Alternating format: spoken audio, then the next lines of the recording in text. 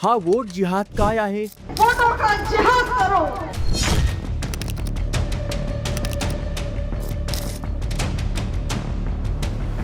2024 लोकसभा निवडणुकीत काँग्रेस सपा नेत्या मारिया आलम खान यांनी भाजपला हरवण्यासाठी मुस्लिमांना एकत्र येऊन वोट जिहाद करण्याचं आवाहन केलं. बहुत खामोशी के साथ एक साथ होके वोटों का जिहाद करो, क्योंकि हम सिर्फ वोटों का जिहाद कर सकते हैं। त्यांचा खरा हेतू हिंदुत्व नष्ट करणं.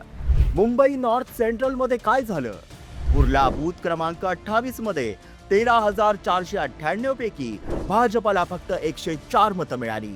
वांद्रे पूर्व बूथ क्रमांक 30 मध्ये 13,312 पैकी 101 मतं मिळाली. चांदिवली बूथ क्रमांक 301 मध्ये भाजपला फक्त 7 मतं मिळाली. रिझल्ट नंतर वर्षा गायकवाड एका कार्यक्रमात होत्या. तिथे जाहीरपणे म्हटलं गेलं, ज्याने मुस्लिमांना त्रास दिला अशा व्यक्तीला म्हणजेच उज्ज्वल निकम यांना त्यांनी हरवले. त्याला हरवणं हे सर्वात मोठं काम होतं. अजमल कसाब आणि याकूब मेमनला फाशीची शिक्षा देणाऱ्या वकिलाला हरवणे म्हणजे तुम्ही जिहादींच्या बाजूने आहात. वोट जिहादचे बक्षीस म्हणून काँग्रेसचा नेता असलम शेख 20% तिकिटांची मागणी करत होता. उज्ज्वल निकम यांना टार्गेट करणं म्हणजे मुंबईच्या सुरक्षेला धोका.